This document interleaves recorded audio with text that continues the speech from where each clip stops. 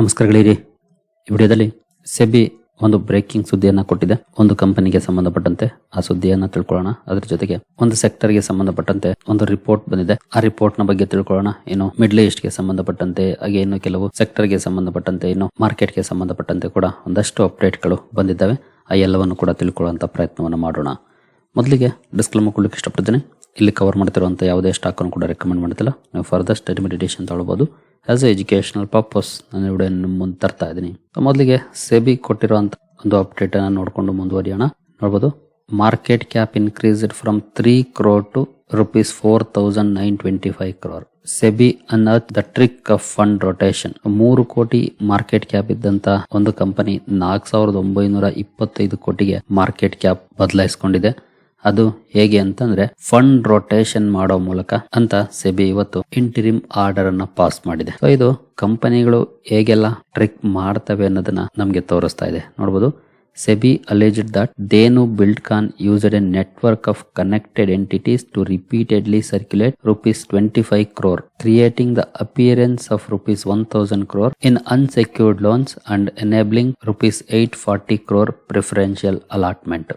ಅಂದ್ರೆ ದೇನು ಬಿಲ್ಡ್ಕಾನ್ ಅನ್ನುವಂತ ಒಂದು ಕಂಪನಿ ತನ್ನ ಕನೆಕ್ಟೆಡ್ ಎಂಟಿಟೀಸ್ ನೆಟ್ವರ್ಕ್ ಅನ್ನ ಬಳಸಿಕೊಂಡು ಬರೀ 25 ಕೋಟಿಯನ್ನ ಸರ್ಕ್ಯುಲೇಟ್ ಮಾಡಿ 1,000 ಕೋಟಿ ಅನ್ಸೆಕ್ಯೂರ್ಡ್ ಲೋನ್ ತಗೊಂಡಿರೋ ತರ ತೋರಿಸಿದೆ. ಜೊತೆಗೆ 840 ಕೋಟಿ ಪ್ರಿಫರೆನ್ಷಿಯಲ್ ಅಲಾಟ್ಮೆಂಟ್ ಮಾಡಿದೆ.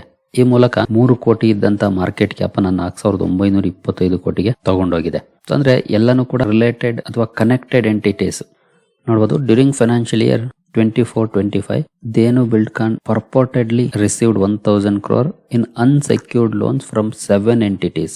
7 entities ಇಂದ ಅನ್ಸೆಕ್ಯೂರ್ಡ್ ಲೋನ್ ಅನ್ನ ಪಡ್ಕೊಂಡಿದೆ 1,000 ಕೋಟಿಯನ್ನ. ಜೊತೆಗೆ company subsequently converted rupees 840 crore. ನಾನು ಅವಾಗಲೇ ಹೇಳಿದ್ನಲ್ಲ, 840 ಕೋಟಿ ಮೊತ್ತದ ಲೋನ್ಗೆ ಈಕ್ವಿಟಿಯಾಗಿ ಕನ್ವರ್ಟ್ ಮಾಡಿದೆ, ಪ್ರಿಫರೆನ್ಷಿಯಲ್ ಅಲಾಟ್ಮೆಂಟ್ ಮಾಡಿದೆ. ಜೊತೆಗೆ ಅದೇ 6 ಕಂಪನೀಸ್ 7 ಅಂತ ಏನಿತ್ತು, ಅದರಲ್ಲಿ 6 ಕಂಪನಿಗಳಿಗೆ ಈ ಪ್ರಿಫರೆನ್ಷಿಯಲ್ ಅಲಾಟ್ಮೆಂಟ್ ಅನ್ನ ಡಿಸೆಂಬರ್ 2025 ಅಲ್ಲಿ ಮಾಡಿದೆ. ಬಟ್ ಬ್ಯಾಂಕ್ ಅಕೌಂಟ್ಸ್ ಅನ್ನ ಇಲ್ಲಿ ಅನಲೈಸ್ ಮಾಡಿದ ಮೇಲೆ ಗೊತ್ತಾಗಿರುವಂತ ವಿಷಯ ಏನಂತಂದ್ರೆ, accounts showed that the alleged rupees 1,000 crore inflows was created by repeatedly layering and circulating a single base amount of rupees 25 crore through the bank account of connected entities. SEBI alleged ಅಂದ್ರೆ company ಹತ್ರ ಇರೋದು 25 ಕೋಟಿ, ಈ account ಇಂದ ಆ ಅಕೌಂಟ್ಗೆ, ಮತ್ತೆ ಇನ್ನೊಂದು ಅಕೌಂಟ್ ಇಂದ ಮತ್ತೆ ಕಂಪನಿ ಅಕೌಂಟ್ಗೆ, ಮತ್ತೆ ಇನ್ನೊಂದು ಅಕೌಂಟ್ ಇಂದ ಮತ್ತೆ ವಾಪಸ್ ಇದೇ ಕಂಪನಿ ಅಕೌಂಟ್ಗೆ, ಈ ರೀತಿ ಸರ್ಕ್ಯುಲೇಟ್ ಮಾಡೋ ಮೂಲಕ 1,000 ಕೋಟಿ ಇನ್ಫ್ಲೋ ಅಂತ ತೋರಿಸಿದೆ ಅಂತ ಸೆಬಿ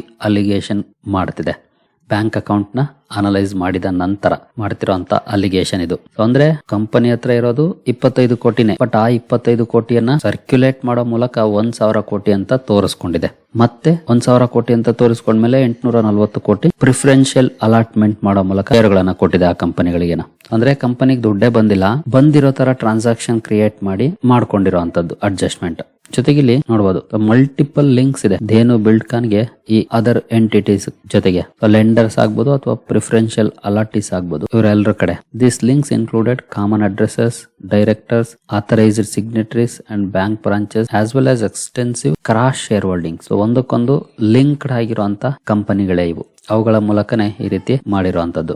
ಸೊ ಈ ಟ್ರಾನ್ಸಾಕ್ಷನ್ ಮೂಲಕ ನೋಡಬಹುದು, also coincided with sharp rise in Dhenu Buildcon's market value. Market value ಜಾಸ್ತಿ ಆಗಿದೆ. According to the order, companies market capitalisation increased from around rupees 3 crore to 4,925 crore. ಇದು ಬಂದ ಮೇಲೆ ಕಂಪನಿಯಿಂದ 6 ಇಂಡಿವಿಜುವಲ್ಸ್ ಅಂದ್ರೆ ಕಂಪನಿಯ ಷೇರುಗಳಲ್ಲಿ ಡೀಲಿಂಗ್ ಮಾಡದೇ ಇರೋ ರೀತಿ ಸೆಬಿ ಬಾರ್ ಮಾಡಿದೆ. ಅಂದ್ರೆ ಯಾವೆಲ್ಲ ರೀತಿಯಲ್ಲಿ ಪ್ರೊಮೋಟರ್ಸ್ ಅಕೌಂಟಿಂಗ್ ನಂಬರ್ಸ್ ಅನ್ನ ತೋರಿಸಿ ಮೇಲ್ನೋಟಕ್ಕೆ ಮಿಸ್ ಮ್ಯಾಚ್ ಮಾಡ್ತಾರೆ ಅನ್ನೋದನ್ನ ನಾವು ಇಲ್ಲಿ ಅರ್ಥ ಮಾಡ್ಕೊಳ್ಬಹುದು. ಇದೇ ಕಾರಣಕ್ಕೆ ಮಾರ್ಕೆಟ್ ಅಲ್ಲಿ ಇನ್ವೆಸ್ಟ್ ಮಾಡ್ತಿದ್ದೀವಿ ಅಂದಾಗ ತುಂಬಾನೇ ಕೇರ್ಫುಲ್ ಆಗಿರಬೇಕು. ಜೊತೆಗೆ ಸಾಕಷ್ಟು ವಿಷಯಗಳು ಗೊತ್ತಿರಬೇಕು ಕಂಪನಿಗಳ ಬಗ್ಗೆ. ಜೊತೆಗೆ ತುಂಬಾ ಜನ ಪೆನ್ನಿ ಸ್ಟಾಕ್ ಗಳ ಹಿಂದೆ ಹೋಗ್ತಾರೆ. ಅಂತ ಕಡೆ ಸುಮಾರು ಸ್ಟಾಕ್ ಗಳಲ್ಲಿ ಇದೇ ರೀತಿ ಸಮಸ್ಯೆಗಳಿರುತ್ತೆ. ಹಾಗಾಗಿನೇ ಕೇರ್ಫುಲ್ ಆಗಿರ್ಬೇಕು. ಜೊತೆಗೆ ಒಂದು ರೆಪ್ಯುಟೇಷನ್ ಇರುವಂತ ಮ್ಯಾನೇಜ್ಮೆಂಟ್ ಗಳು ಅಥವಾ ಕಂಪನಿಗಳನ್ನ ನಾವು ನೋಡ್ಬೇಕಾಗುತ್ತೆ. ಜಸ್ಟ್ ಕಂಪನಿಯ ಸ್ಟಾಕ್ ಪ್ರೈಸ್ ನಲ್ಲ. ಗೊತ್ತಿಲ್ಲ ನಾಳೆ ಯಾವ ರೀತಿ ರಿಯಾಕ್ಷನ್ ಸ್ಟಾಕ್ ಅಲ್ಲಿ ಇರುತ್ತೆ ಅಂತ. ಇವತ್ತಂತೂ ಪಾಸಿಟಿವ್ ಅಲ್ಲಿ ಕ್ಲೋಸಿಂಗ್ ಅನ್ನ ಕೊಟ್ಟಿದೆ, ಬಟ್ ಈ ಸುದ್ದಿ ಬಂದ ಮೇಲೆ ನಾಳೆ ಯಾವ ರೀತಿ ರಿಯಾಕ್ಷನ್ ಇರುತ್ತೆ ಅನ್ನೋದನ್ನ ವಾಚ್ ಮಾಡಬಹುದು ಬೇಕಿದ್ರೆ. ಇನ್ನು ನೆಕ್ಸ್ಟ್ ಸುದ್ದಿ ಕಡೆ ನಾವು ಬರೋದಾದ್ರೆ, IT ಸೆಕ್ಟರ್ಗೆ ಸಂಬಂಧಪಟ್ಟಂತೆ ಬಂದಿರುವಂತಹ ಸುದ್ದಿ ನೋಡಬಹುದು. CLSA ನಿಮ್ಗೆ ಗೊತ್ತಿರಬಹುದು, ಒಂದು ಗ್ಲೋಬಲ್ ಬ್ರೋಕರೇಜ್ ಫರ್ಮ್ ಇದು CLSA. ಇವರು IT ಸೆಕ್ಟರ್ಗೆ ಸಂಬಂಧಪಟ್ಟಂತೆ ಒಂದು ನೆಗೆಟಿವ್ ರಿಪೋರ್ಟ್ ಅನ್ನ ಕೊಟ್ಟಿದ್ದಾರೆ, ಅಂದ್ರೆ ಡೌನ್ ಗ್ರೇಡ್ ಮಾಡಿದ್ದಾರೆ IT ಸೆಕ್ಟರ್ ನ ರೇಟಿಂಗ್ ಅನ್ನ. ನೋಡಬಹುದು, CLSA downgraded several heavyweight stock and revised their target prices, although it remains bullish on several mid-tier IT vendors. Major ಕಂಪನಿಗಳೇನಿದ್ದಾವೆ ಅವುಗಳನ್ನು ಇವರು ಡೌನ್ಗ್ರೇಡ್ ಮಾಡಿದ್ದಾರೆ, but mid tier IT vendors ಏನಿದ್ದಾರೆ ಅವರುಗಳಿಗೆ ಪಾಸಿಟಿವ್ ರೇಟಿಂಗ್ ಅನ್ನ ಕೊಟ್ಟಿದ್ದಾರೆ. ಅಂದ್ರೆ IT ಸೆಕ್ಟರ್ಗೆ ಇನ್ನು ಬ್ಯಾಡ್ ಡೇಸ್ ಮುಗುದಿಲ್ಲ ಅಂತಾನೆ ಹೇಳ್ಬೋದು ಸದ್ಯದ ಮಟ್ಟಿಗೆ. ಈಗಾಗಲೇ ಸಾಕಷ್ಟು ಡೌನ್ ಆಗಿದ್ದಾವೆ ಸ್ಟಾಕ್ಗಳು, ಬಟ್ ಸ್ಟಿಲ್ ಇನ್ನು ಬರ್ತಿರುವಂತಹ ಸುದ್ದಿಗಳೇನು ಪಾಸಿಟಿವ್ ಇಲ್ಲ. ಸೊ ನೋಡೋಣ ಇನ್ನು ಮುಂದೆ ಏನೆಲ್ಲ ಡೆವಲಪ್ಮೆಂಟ್ಸ್ ಇಲ್ಲಿ ಆಗುತ್ತೆ ಅಂತ. ಇನ್ನು ಇವತ್ತು ಕ್ಯಾಬಿನೆಟ್ ಇಂದ ಒಂದು ಸುದ್ದಿ ಬಂದಿದೆ. Cabinet approves 13,041 crore rail highway projects across 5 states. 5 ರಾಜ್ಯಗಳಲ್ಲಿ ರೈಲು ಹಾಗೂ ಹೈವೇ ಪ್ರಾಜೆಕ್ಟ್ ಗಳಿಗೆ ಸಂಬಂಧಪಟ್ಟಂತೆ 13,041 ಕೋಟಿಯನ್ನು ಕ್ಯಾಬಿನೆಟ್ ಇವತ್ತು ಅಪ್ರೂವಲ್ ಮಾಡಿದೆ. ರೈಲ್ ನೆಟ್ವರ್ಕ್ ನೋಡಬಹುದು, 410 ಕಿಲೋಮೀಟರ್ ಎಕ್ಸ್ಪ್ಯಾಂಡ್ ಆಗುತ್ತೆ ಈ ಮೂಲಕ. ವೆಸ್ಟ್ ಬೆಂಗಾಲ್, ಒಡಿಶಾ, ತಮಿಳುನಾಡು ಅಂಡ್ ಆಂಧ್ರ ಪ್ರದೇಶ್ ಇಲ್ಲಿ ಇರುವಂತದ್ದು. ಚೆನ್ನೈ ಟು ಅವರ ಮಲ್ಟಿ ಟ್ರ್ಯಾಕಿಂಗ್ ಸಂಬಂಧಪಟ್ಟ ಪ್ರಾಜೆಕ್ಟ್ 9,450 ಕೋಟಿದು. ಇದರ ಜೊತೆಗೆ 3,590 ಕೋಟಿ 4 line of Muzaffarpur Sitamarhi Sonbarsa section national highway 22 Bihar ಅಲ್ಲಿ ಇರುವಂತದ್ದು. ಸೊ ಎರಡು ಸೇರಿ 13,000 ಕೋಟಿ ಅಪ್ರೂವಲ್ ಅನ್ನ ಇವತ್ತು ಸರ್ಕಾರ ಕೊಟ್ಟಿದೆ. ಇನ್ನು ಫ್ಯೂಯಲ್ ಎಕ್ಸ್ಪೋರ್ಟ್ ಗೆ ಸಂಬಂಧಪಟ್ಟಂತೆ ಒಂದು ಸುದ್ದಿ ಇದೆ ನೋಡಬಹುದು.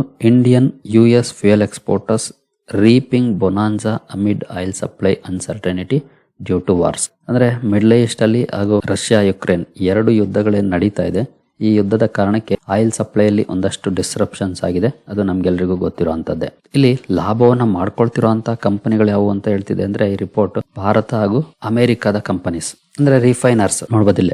India and US oil refiners are benefiting from global fuel supply disruptions caused by wars in Iran and Ukraine, boosting refined fuel exports and margins. ಅದರಲ್ಲೂ ಭಾರತ ಏಷ್ಯಾದಲ್ಲಿ ಎಮರ್ಜಿಂಗ್ ಸ್ವಿಂಗ್ ಸಪ್ಲೈಯರ್ ಆಗಿ ಮೂಡಿ ಬರ್ತಿದೆ. ಮಿಡ್ಲ್ ಈಸ್ಟರ್ನ್ ಹಾಗೂ ರಷ್ಯನ್ ಸಪ್ಲೈ ಟೈಟ್ ಆಗಿರೋ ಕಾರಣಕ್ಕೆ ಅನ್ನುವಂತ report ಅನ್ನ ಈ ಸುದ್ದಿ ಕೊಡ್ತಾ ಇದೆ. ಒಂದು ಕಡೆ ಸಮಸ್ಯೆಗಳಂತೂ ಆಗ್ತಾ ಇದೆ, ಅದು ನಮ್ಗೆಲ್ರಿಗೂ ಗೊತ್ತಿರುವಂತದ್ದೇ. ಆ ಸಮಸ್ಯೆಗಳನ್ನ ತಪ್ಪಿಸ್ಲಿಕ್ಕೆ ಆಗ್ತಾ ಇಲ್ಲ, ಬಟ್ ಇನ್ನೊಂದು ಕಡೆ ಒಂದಷ್ಟು ಅಡ್ವಾಂಟೇಜ್ ಕೂಡ ಆಗ್ತಿದೆ. ನೋಡೋಣ ಇದು ಇನ್ನು ಎಷ್ಟು ದಿನ ಮುಂದುವರಿಯುತ್ತೆ ಅಂತ. ಬಟ್ ಇದು ಜಾಸ್ತಿ ದಿನ ಮುಂದುವರಿಯೋದು ಅಷ್ಟೊಂದು ಒಳ್ಳೆಯ ಬೆಳವಣಿಗೆ ಅಂತೂ ಆಗೋದಿಲ್ಲ.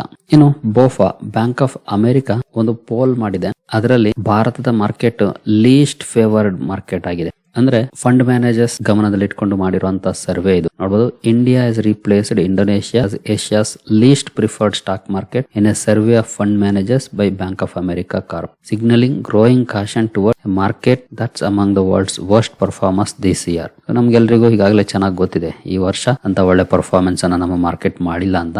ಈಗಲೂ ಕೂಡ ಫಂಡ್ ಮ್ಯಾನೇಜರ್ ಇಂಡಿಯನ್ ಮಾರ್ಕೆಟ್ ಅನ್ನ ಪ್ರಿಫರ್ ಮಾಡ್ತಿಲ್ಲ ಅಂತ ಹೇಳ್ತಿದೆ ಈ ಸರ್ವೆ. ಲೀಸ್ಟ್ ಫೇವರ್ಡ್ ಮಾರ್ಕೆಟ್ ಅಂತ ಹೇಳ್ತಿದ್ದಾರೆ. ಇದಕ್ಕೆ ಕಾರಣಗಳು ಹಲವಿದೆ, ಎಸ್ಪೆಷಲಿ ಮಿಡ್ಲ್ ಈಸ್ಟ್ ಕನ್ಸರ್ನ್. ಯಾಕಂದ್ರೆ ಭಾರತ ಅತಿ ಹೆಚ್ಚು ಆಯಿಲ್ ಇಂಪೋರ್ಟ್ ಮಾಡ್ಕೊಳ್ಳುವಂತಹ ದೇಶ. ಮಿಡ್ಲ್ ಈಸ್ಟ್ ಅಲ್ಲಿ ಸಮಸ್ಯೆಗಳು ಜಾಸ್ತಿ ದಿನ ಡ್ರಾಗ್ ಆದಷ್ಟು ಭಾರತಕ್ಕೆ ಸಮಸ್ಯೆಗಳು ಹೆಚ್ಚಾಗುವಂತ ಸಾಧ್ಯತೆಗಳಿರುತ್ತೆ. ಎಸ್ಪೆಷಲಿ ಗ್ರೋತ್ ಗೆ ಸಂಬಂಧಪಟ್ಟಂತೆ ಇನ್ವೆಸ್ಟರ್ಸ್ ಗ್ರೋತ್ ಅನ್ನೇ ನೋಡೋದು. ಇನ್ಫ್ಲೇಷನ್ ಜಾಸ್ತಿ ಆಗಿ ಗ್ರೋತ್ ಸ್ಲೋ ಆದ್ರೆ ಅಬ್ವಿಯಸ್ಲಿ ಮಾರ್ಕೆಟ್ಸ್ ಅಂಡರ್ ಪರ್ಫಾರ್ಮೆನ್ಸ್ ಇನ್ನು ಮುಂದುವರಿಯುವಂತ ಸಾಧ್ಯತೆಗಳಿರುತ್ತೆ. ಹಾಗಾಗಿ ಮಿಡ್ಲ್ ಈಸ್ಟ್ ಕ್ರೈಸಿಸ್ ಏನಿದೆ ಅದೇನಾದ್ರೂ ಬೇಗ ಮುಗಿತು, ಅದಕ್ಕೊಂದು ಅಂತ್ಯ ಸಿಕ್ತು ಅಂತಂದ್ರೆ ಖಂಡಿತ ಮಾರ್ಕೆಟ್ ಅಲ್ಲಿ ನಾವು ಒಳ್ಳೆ ಪರ್ಫಾರ್ಮೆನ್ಸ್ ಅನ್ನ ಎಕ್ಸ್ಪೆಕ್ಟ್ ಮಾಡಬಹುದು. ಬಟ್ ಅದ್ರ ಮಧ್ಯೆ ಡೊನಾಲ್ಡ್ ಟ್ರಂಪ್ ಅವರು ಬಂದು ಟ್ಯಾರಿಫ್ ಗೆ ಸಂಬಂಧಪಟ್ಟಂತೆ ಏನಾದ್ರೂ ಅಪ್ಡೇಟ್ ಕೊಟ್ಟರೆ ಗೊತ್ತಿಲ್ಲ. ಬಟ್ ಅದೇನು ಬರದೆ ಮಿಡ್ಲ್ ಈಸ್ಟ್ ಕ್ರೈಸಿಸ್ಗೆ ಒಂದು ಅಂತ್ಯ ಸಿಕ್ತು ಅಂದ್ರೆ ಖಂಡಿತ ಮಾರ್ಕೆಟ್ ಅಲ್ಲಿ ನಾವು ಒಳ್ಳೆ ಪರ್ಫಾರ್ಮೆನ್ಸ್ ಅನ್ನ ಎಕ್ಸ್ಪೆಕ್ಟ್ ಮಾಡಬಹುದು. ಆ ಕಾರಣಕ್ಕೇನೆ ಒಂದಷ್ಟು ಫಂಡ್ ಮ್ಯಾನೇಜರ್ಸ್ ಈಗ ಸದ್ಯದ ಮಟ್ಟಿಗೆ ಕಾಶಿಯಸ್ ಆಗಿ ಮೂವ್ ಆಗ್ತಿದ್ದಾರೆ. ನೆಕ್ಸ್ಟ್ ಒಂದು ರಿಪೋರ್ಟ್ ಇದೆ RBI ಕೂಡ, ಅದನ್ನು ಕೂಡ ನಾವು ನೋಡೋಣ ಈಗಲೇ. ಇನ್ನು ಮುಂದುವರಿಯ ಮುಂಚೆ ಡಿಸ್ಕ್ರಿಪ್ಷನ್ ಅಲ್ಲಿ ಅಕೌಂಟ್ ಓಪನ್ ಮಾಡ್ಕೊಳ್ಳುವಂತ ಲಿಂಕ್ ಇದೆ. ಇಂಟ್ರೆಸ್ಟ್ ಇರೋರು ಅಕೌಂಟ್ ಅನ್ನು ಓಪನ್ ಮಾಡ್ಕೊಳ್ಬಹುದು. ಹೂಡಿಕೆಗೆ ಸಂಬಂಧಪಟ್ಟಂತೆ ನಿಮ್ಗೆ ಏನಾದ್ರೂ ಸಪೋರ್ಟ್ ಬೇಕಂದ್ರೆ ಇಲ್ಲಿರುವಂತಹ ನಂಬರ್ಗಳ ಮೂಲಕ ನಮ್ಮ ಟೀಮ್ ನ ಸಂಪರ್ಕ ಮಾಡಬಹುದು. ಬಟ್ ಸಪೋರ್ಟ್ ಸಿಗಬೇಕಂದ್ರೆ ನೀವು ನಮ್ಮ ಮೂಲಕ ಅಕೌಂಟ್ ಅನ್ನು ಓಪನ್ ಮಾಡ್ಕೊಂಡಿರ್ಬೇಕಾಗುತ್ತೆ. ಹಾಗಾಗಿ ಲಿಂಕ್ ನ ಬಳಸ್ಕೊಂಡು ಅಕೌಂಟ್ ಅನ್ನು ಓಪನ್ ಮಾಡ್ಕೊಂಡು ಸಂಪರ್ಕ ಮಾಡಬಹುದು. ಏನು ಬೆಂಗಳೂರಿನ ಒಂದು startup Murf AI Open AI ಹಾಗೂ 11 ಲ್ಯಾಬ್ಸ್ ಗೆ ಟಕ್ಕರ್ ಕೊಡ್ತಿದೆ. ಖಂಡಿತ ಇದು ಒಳ್ಳೆಯ ಸುದ್ದಿ ಅಂತಾನೆ ಹೇಳ್ಬೋದು. ನೋಡಬಹುದು, ಮರ್ಫ್ AI ಲಾಂಚಸ್ ಫಾಲ್ಕಾನ್ 2 ಅಂತ ವಾಯ್ಸ್ ಮಾಡೆಲ್ ಅನ್ನ ಲಾಂಚ್ ಮಾಡಿದೆ. ಅದು ಕಾಸ್ಟ್ ನೋಡಬಹುದು $0.01 a minute AI voice model. ಜೊತೆಗೆ ಇಲ್ಲಿ ಇಂಪಾರ್ಟೆಂಟ್ ಏನಂತಂದ್ರೆ ನೋಡಬಹುದು AI voice model that ranks above open AI's real time API and some independent benchmark. So open AI ಗಿಂತ ಮೇಲ್ಗಡೆ ರ್ಯಾಂಕಿಂಗ್ ಆಗ್ತಾ ಇದೆ. ಸೊ ಖಂಡಿತ ಇದು ಒಳ್ಳೆಯ ಬೆಳವಣಿಗೆನೆ. ನಮ್ಮ ಬೆಂಗಳೂರಿನ ಒಂದು ಸ್ಟಾರ್ಟ್ ಅಪ್. ಇದರ ಫೌಂಡರ್ಸ್ ಯಾರು ಅಂತ ನಾವು ನೋಡೋದಾದ್ರೆ ನೋಡಬಹುದು 2020 ಫೌಂಡ್ ಆಗಿರುವಂತದ್ದು ಇದು ಮರ್ಫ್ AI. 3 ಜನ ಸೇರ್ಕೊಂಡು ಮಾಡಿರುವಂತದ್ದು. ಸ್ನೇಹ ರಾಯ್, ಅಂಕುರ್ ಇಡ್ಕಿ, ದಿವ್ಯಾಂಶು ಪಾಂಡೆ. ಇವರು 3 ಜನ alumni of the premier Indian Institute of Technology Kharagpur, IIT Kharagpur ನ ಅಲುಮ್ನಸ್ ಇವರು. ಜೊತೆಗೆ Matrix Partners and Elevation Capital backed startup serves 10 million user in 300 companies. Almost 300 companies ಅಲ್ಲಿ ಈಗಾಗಲೇ ಯೂಸ್ ಮಾಡ್ತಿದ್ದಾರೆ, including Honeywell International, Cisco, Pfizer, VMware, Nestle, Air France, KLM. ಒಳ್ಳೆಯ ಬೆಳವಣಿಗೆ. ಭಾರತದ ಒಂದು ಸ್ಟಾರ್ಟ್ಅಪ್ ಇಂಟರ್ನ್ಯಾಷನಲ್ ಕಂಪನಿಗಳಿಗೆ ಟಕ್ಕರ್ ಕೊಡುತ್ತಿರುವಂತದ್ದು. Next RBI MPC minutes release ಆಗಿದೆ. ಮಿನಿಟ್ಸ್ ಅಲ್ಲಿ ಒಂದಷ್ಟು ಅಪ್ಡೇಟ್ ಗಳು ಬಂದಿದ್ದಾವೆ. West Asia war, volatile crude could complicate inflation outlook, RBI warns. ನಾನು ಅವಾಗಲೇ ಹೇಳಿದ್ನಲ್ಲ, RBI ಕೂಡ ಒಂದು ಅಪ್ಡೇಟ್ ಅನ್ನ ಕೊಟ್ಟಿದೆ ಅಂತ. ಯಾಕೆ ಫಂಡ್ ಮ್ಯಾನೇಜರ್ಸ್ ಇಂಡಿಯಾನ ಸ್ವಲ್ಪ ಇಗ್ನೋರ್ ಮಾಡ್ತಿದ್ದಾರೆ ಅಥವಾ ಕಾಶಿಯಸ್ ಆಗಿ ನೋಡ್ತಿದ್ದಾರೆ ಅಂತಂದ್ರೆ ಇದೇ ಕಾರಣಕ್ಕೆ. ವೆಸ್ಟ್ ಏಷ್ಯಾ ವಾರ್, ಕ್ರೂಡ್ ಅಲ್ಲಿ ವಾಲಟಿಲಿಟಿ, ಇನ್ಫ್ಲೇಷನ್ ಔಟ್ಲುಕ್ ನ ಚೇಂಜ್ ಮಾಡುತ್ತೆ. ಕ್ರೂಡ್ ಜಾಸ್ತಿ ಆದ್ರೆ ಇವೆಲ್ಲವೂ ಕೂಡ ಇಶ್ಯೂಸ್ ಇದೆ, ಜಿಯೋಪೊಲಿಟಿಕಲ್ ಟೆನ್ಷನ್ಸ್ ನ ಕಾರಣಕ್ಕೆ. ಹಾಗಾಗಿ ಸ್ವಲ್ಪ ಕಾಶಿಯಸ್ ಆಗಿ ನೋಡ್ತಿದ್ದಾರೆ ಇನ್ಸ್ಟಿಟ್ಯೂಷನ್ಸ್. ಬಟ್ ಈ ಒಂದು ವೆಸ್ಟ್ ಏಷ್ಯಾ ವಾರ್ ಕ್ಲೌಡ್ ದೂರ ಆದ್ರೆ ಖಂಡಿತ ಅದು ಒಳ್ಳೆಯ ಬೆಳವಣಿಗೆ ಆಗುತ್ತೆ.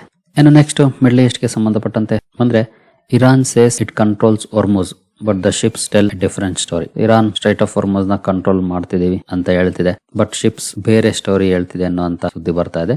ಅಂದ್ರೆ ಇರಾನ್ ಏನೇ ಕಂಟ್ರೋಲ್ ಅಲ್ಲಿ ಇಟ್ಕೊಂಡಿದೀವಿ ಅಂತ ಹೇಳಿದ್ರು ಕೂಡ ಶಿಪ್ ಗಳು ಮೂವ್ ಆಗ್ತಿದೆ. Especially tankers are switching off transponders to evade Iranian attacks. Iran attack ಅನ್ನ ತಪ್ಪಿಸ್ಕೊಳ್ಳಕ್ಕೆ ಸ್ಟ್ರೈಟ್ ಆಫ್ ಹೊರ್ಮುಜ್ ಅಲ್ಲಿ ಮೂವ್ ಆಗುವಾಗ ಟ್ಯಾಂಕರ್ ಟ್ರಾನ್ಸ್ಪಾಂಡರ್ಸ್ ನ ಸ್ವಿಚ್ ಆಫ್ ಮಾಡ್ಕೊಂಡು ಮೂವ್ ಆಗ್ತಿದ್ದಾವೆ, ಗೋಯಿಂಗ್ ಬ್ಲಾಕ್ ಅಂತ ಸುದ್ದಿಗಳು ಬರ್ತಾ ಇದೆ. ಒಟ್ಟಿನಲ್ಲಿ ಸ್ಟ್ರೈಟ್ ಆಫ್ ಹೊರ್ಮುಜ್ ನ 100% ಕಂಟ್ರೋಲ್ ಮಾಡಕ್ಕೆ ಆಗ್ತಿಲ್ಲ, ಬಟ್ ಏನಂದ್ರು ಒಂದಷ್ಟು ಡಿಸ್ರಪ್ಷನ್ ಅಂತೂ ಮಾಡ್ಲಿಕ್ಕೆ ಸಾಧ್ಯ ಆಗಿದೆ. ಯಾಕಂದ್ರೆ ತುಂಬಾ ರಿಸ್ಕ್ ತಗೊಂಡು ಟ್ಯಾಂಕರ್ಸ್ ನಲ್ಲಿ ಮೂವ್ ಮಾಡಬೇಕಾಗಿದೆ ಶಿಪ್ಪಿಂಗ್ ಕಂಪನೀಸ್. ಹಾಗಾಗಿ Hyundai ಇವತ್ತು ಒಂದು ಅಪ್ಡೇಟ್ ಅನ್ನು ಕೊಟ್ಟಿದೆ. ಆ ಕಂಪನಿಯ ಕಾರುಗಳ ಬೆಲೆ ಅಪ್ ಟು 1% ವರೆಗೂ ಸೆಪ್ಟೆಂಬರ್ 1ನೇ ತಾರೀಕಿಂದ ಜಾಸ್ತಿ ಮಾಡ್ತಿರೋ ಬಗ್ಗೆ ಕಂಪನಿ ಅಪ್ಡೇಟ್ ಅನ್ನ ಕೊಟ್ಟಿದ್ದು. ನಾಳೆ ಸ್ಟಾಕ್ ಅನ್ನ ವಾಚ್ ಮಾಡಬಹುದು, ಬಟ್ ರಿಯಾಕ್ಷನ್ ಬರುತ್ತೆ ಅಲ್ಲೋ ಗೊತ್ತಿಲ್ಲ. ಬಟ್ ಪ್ರೈಸ್ ಜಾಸ್ತಿ ಆಗೋದು ಆಸ್ ಎ ಶೇರ್ ಹೋಲ್ಡರ್ ಒಳ್ಳೆಯ ಸುದ್ದಿ, ಬಟ್ ಆಸ್ ಎ ಕನ್ಸ್ಯೂಮರ್ ಅಂದ್ರೆ ಕಾರ್ ತಗೊಳ್ಳೋರಿಗೆ ಬ್ಯಾಡ್ ನ್ಯೂಸ್. ಯಾಕಂದ್ರೆ 1% ಕಾಸ್ಟ್ ಜಾಸ್ತಿ ಆಗಬಹುದು, but as A share holder ಇದು ಒಳ್ಳೆಯ ಸುದ್ದಿ ಆಗುತ್ತೆ.